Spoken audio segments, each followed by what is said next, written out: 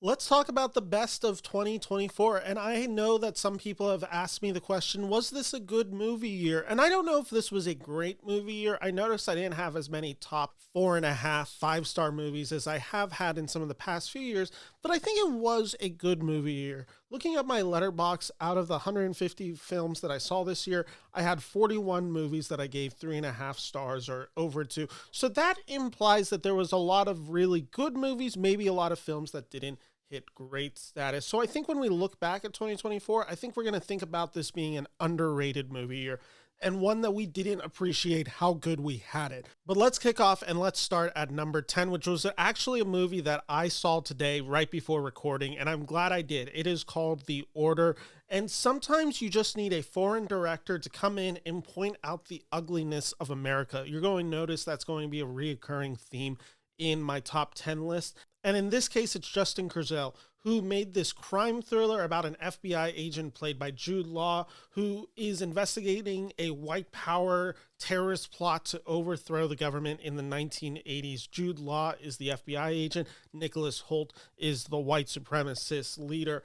And this is a lean, mean thriller akin to 1970s cinema. This has Jude Law just being an angry, aggressive cop. There is a lot of ugliness in this movie. No one is necessarily a good guy in here. The cops in this movie aren't always acting altruistically. And I found this movie just incredibly engrossing. The tension of this movie is real, the thriller aspect of it, and the way that this movie is able to connect to the now. I thought it was extremely well thought out and well realized within the context of The Order. Coming in at number 9, this is probably going to be Clint Eastwood's last film. He is 94 years old. This is another Nicholas Hoult film making this list. It is Juror number 2, and this is a triumph of the exploration of morality. This is the injustice in the search of justice, as I would describe this movie. This asks the question of what is right, what is wrong, what can you hide, what truth can be found within the law, especially if the law / justice is immoral in itself. And it's a very thought-provoking movie. In this movie, everyone is guilty, and yet no one is really guilty. It is a tour de force performance from Nicholas Hoult. It is definitely my favorite performance that he gave this year. Toni Collette is wonderfully cast in this movie as the attorney running for DA.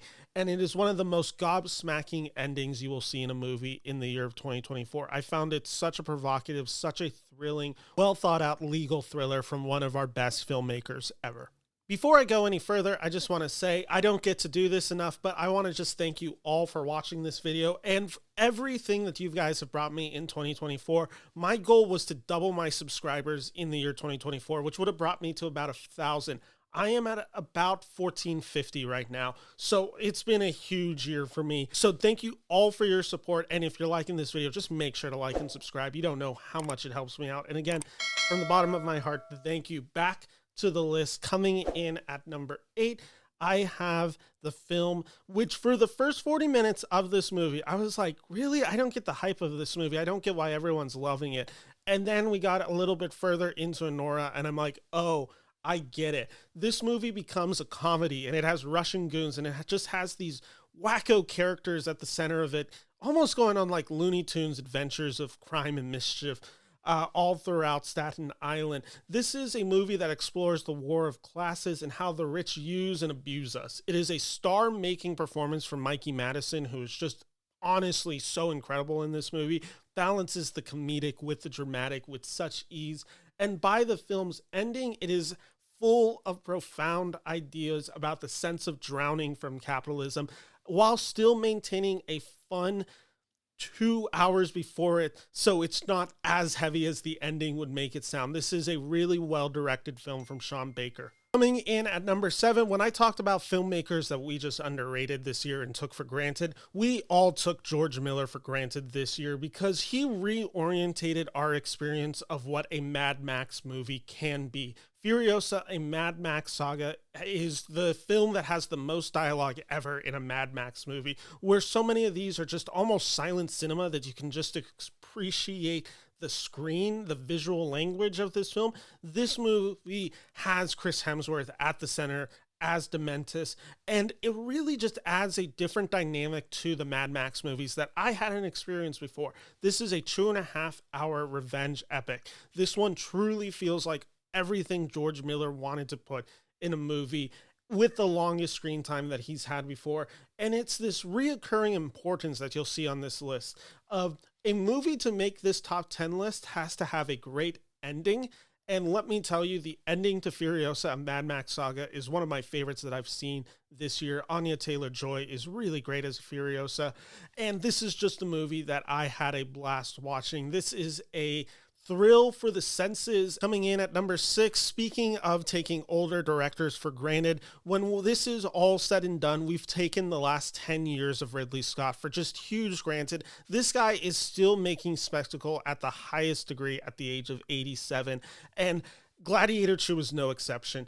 If the first Gladiator film is about the spark for rebellion led by Maximus, then Gladiator II is the explosion. It's all the ideas of the first movie coming to a head in the second movie. When cruelty and greed run amok, the people respond in violence as a form of rebellion. To rebel is to be free in the world of Gladiator II. And it's this idea so fundamental in the first movie. What we do in life echoes in eternity. And I think this movie is a very sound way to get to the ideas of the first movie to the second movie, while still having a huge level of spectacle and fun to be had there, especially centered around the Denzel Washington antagonist performance in this movie. Coming in at number 5, I have to fully admit, going into this movie, I was like very skeptical of it. Who wanted to spend time with the origins of Donald Trump? I didn't want to do it for 2 hours, but after seeing it, I recognized that this movie has 2 of the best performances you'll see in a movie ever, in Sebastian Stan as Donald Trump and Jeremy Strong as his crooked lawyer, Roy Cohn.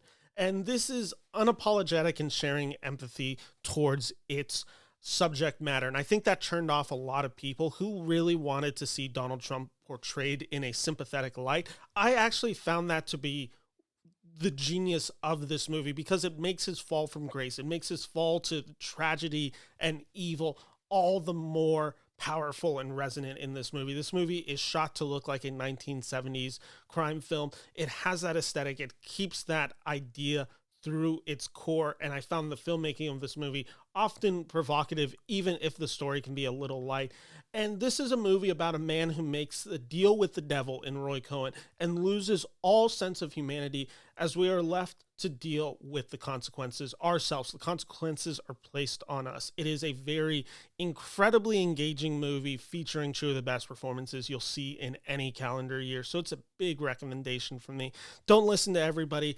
This is a movie that there's certainly been I don't need to see it. I don't think it's going to get the award recognition for that thing because people are scared of Donald Trump. I think this is a really honest portrayal of a man in Donald J. Trump.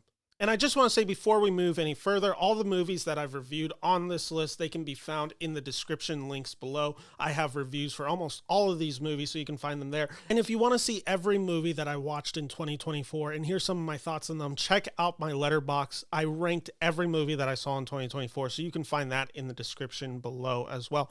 Coming in at number 4, this was a movie that was like, I didn't know how high I was going to feel about it walking into it in September, because body horror is not typically my thing.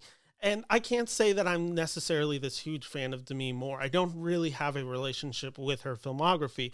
And then I saw The Substance and I was like, oh wow, this movie is brilliant in its way that it deconstructs horror. And the real horror of this movie is the societal standards placed on women in the beauty industry that is perpetrating America. This is a dark comedy which should win Demi Moore an Oscar. She is so incredible as the lead in this movie for her honest portrayal that often mirrors elements of her own stardom and celebrity. Margaret Qualley is one of my favorite young actresses working right now. She is beyond excellent in this movie. This movie goes for it in a way that I really appreciated. And I'm not going to spoil anything, but there is a level of creativity and absurdity to this movie that really just all comes together in a final third act that is one for the ages. I had a blast seeing this movie in theaters, and it is a great time. Coming in at number 3, this is a movie that I actually didn't review on this channel, but it was just because I saw it so late in the game. This is just a perfectly pure movie. This is a movie about parenthood and finding family in the wild robot. This movie, there's not enough positive things I can say about this movie. It is beautifully animated. It is profoundly touching. It is incredibly funny. It is expertly rendered in its animal depictions. Every character is well realized within it, and it's well depicted to just show the personalities of these different animals all coexisting. This is so much love and attention is placed into the wild robot, and it just made me ultimately feel happy about these characters finding a community together in the wildness that is nature. I found it so incredibly moving, and I had a really great time with this.